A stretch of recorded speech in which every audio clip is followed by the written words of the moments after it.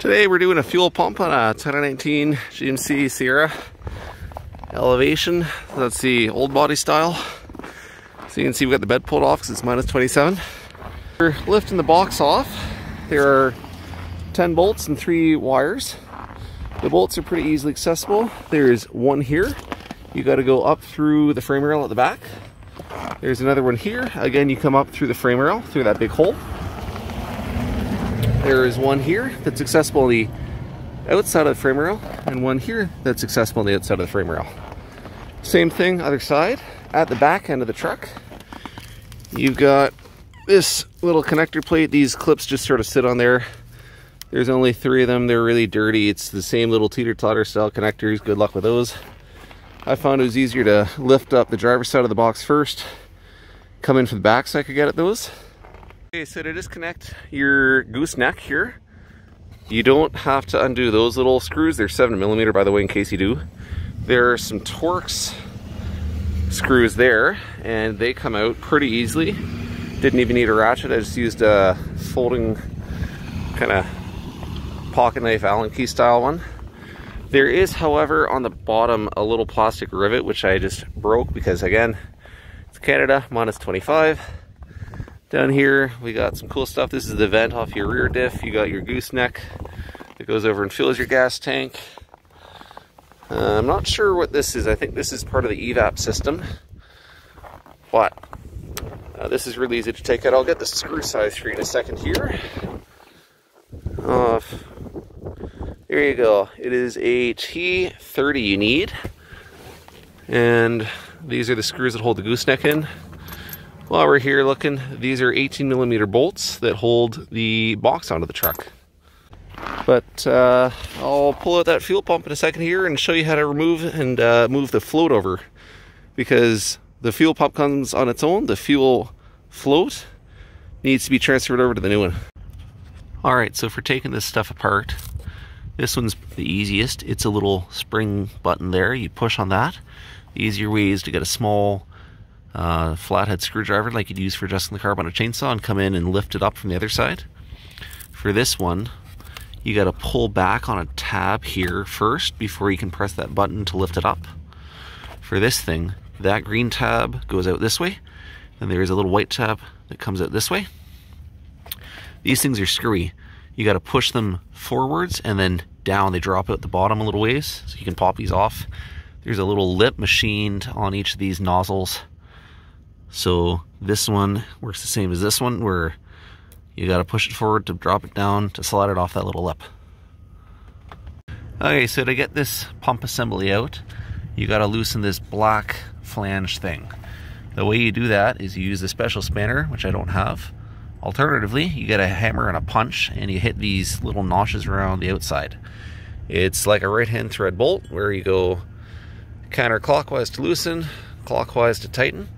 So I would just put my punch here, give it a whack until this big lip thing goes through this little hole there. Alright, excuse the background, my door is kind of a mess. I want to show you the pump that came out and the new pump. Looking from the top, you can see we got 1, 2, 3 hoses and 2 plugins. New one, same thing, 3 hoses, 2 plugins. This one has a little rubber protector on it. I don't know why. The way I think this works is this is the hose that sends the fuel pressure out, so maybe that's why it's protected. I'm not really sure. What I do know is that we have this fuel float here that goes up and down, and it locks into this little square slot there. You can see some notches cut, and on the inside there's a little spot that a piece will slide. These blue wires over here, you can see plug in up top. On the back side of that connector, you can see there's a hole between that black connector and that blue thing.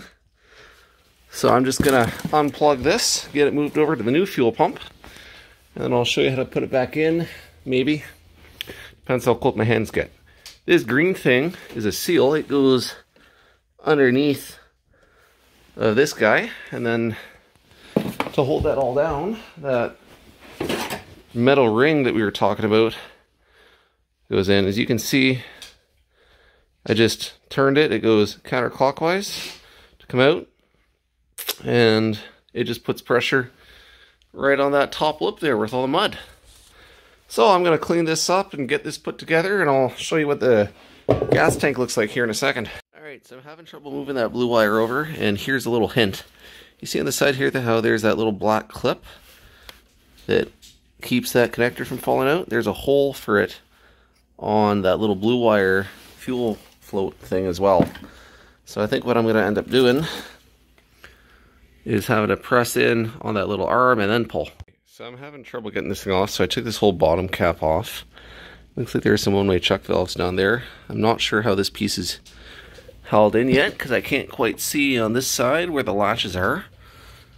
But over here, we got what appears to be the fuel filter. If you're ever looking for that, that's where it is on these trucks.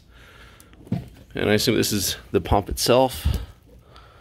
I'll take that apart in a second, but for now, we're going to see just how to pull this piece out of here. If I got to squeeze these things or pry them apart or what.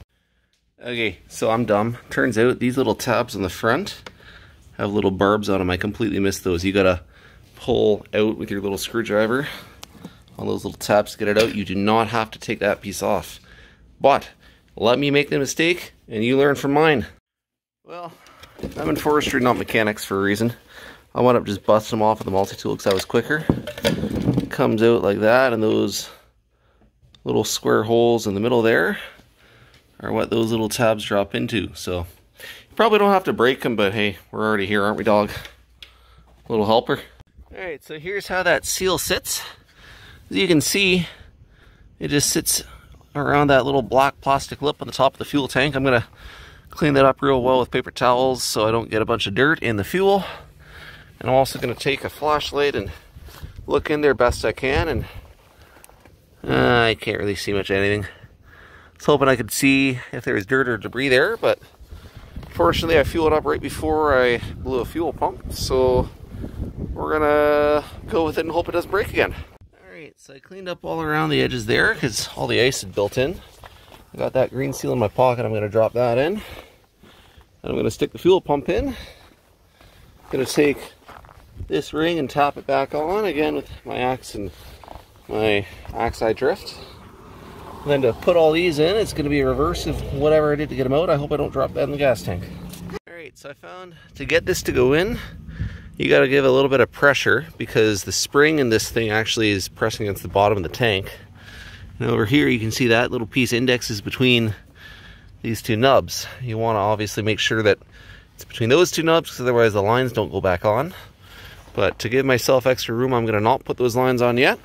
I'm going to tap this thing on first just in case I slip and break something. Alright, so the most challenging part so far with putting this back in has been getting this ring to go around. Whoever put it on before had these green lines here. You can sort of see where you want to be. You want to be at the very last notch, I believe, so this thing doesn't come off, I think. So to get there, I've had to get nice and low to line up and whack it real hard. The problem is it kept freezing, so I've been dumping hot water on it. I'm not concerned about water getting in the gas at this point. I just got to hit it really hard to get it in. And the deer have been watching. Alright, so I got a battery going anyway. I got the girlfriend's Tacoma, gave me a boost. New fuel pump in. So you can see engine is on. We have RPM. I'll clear that code. That's probably just telling me I got no fuel pressure a second ago, but it runs.